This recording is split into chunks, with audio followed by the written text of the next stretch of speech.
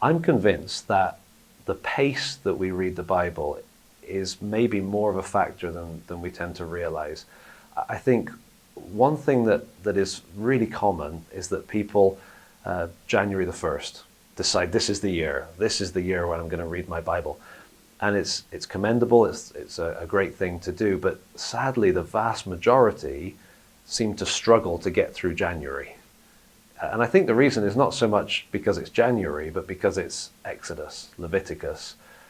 And the problem might not be those books, because after all, God wrote them, inspired them, and they're amazing when we study them. But when we're reading, I think sometimes we're caught in this space between study and reading, and we're sort of trying to do both. And so we're trying to learn and memorize and retain all the details as we're going, and yet it's taking forever because we're just plodding along at this 3-chapter-a-day pace. So we then naturally think, well, maybe I just need to slow down. I'm not taking this in, maybe it's too aggressive. My goal, I should just, do the Bible over the next few years. I think actually if we speed up the pace and say, how about I try and get through the Bible in 6 months or 4 months or 3 months? It's sometimes easier than doing it in a year. And the reason for that is that when you start reading, your brain is noisy, or at least mine is. There's distractions, there's noise, it's hard to zero in. And before you know it, you've done your 3 chapters and you've retained nothing and got nothing, and you can think, well, at least I've done it. But actually, at a certain point, your mind clears. You kind of get into the zone and you're able to focus and enjoy what you're reading. And in many ways, for me, it's easier to read 30 or 40 minutes than it is to read for 10 minutes. Because once I get into that clear zone, I don't want to stop.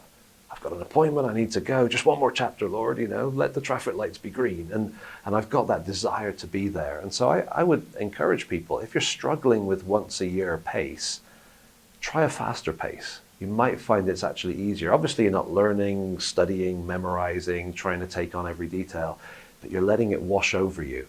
And it can be a real delight. And also to use audio Bible too, just to listen and to let it wash past that, as you're driving to work or whatever. Just having the Bible washing over us can be a real delight. And so maybe the problem's not that we're going too slow, that we're going too fast, but maybe we're going too slow, and a little bit more, what's the word I'm looking for? More of a courageous goal, maybe a bold ambition might help us to enjoy the Bible more.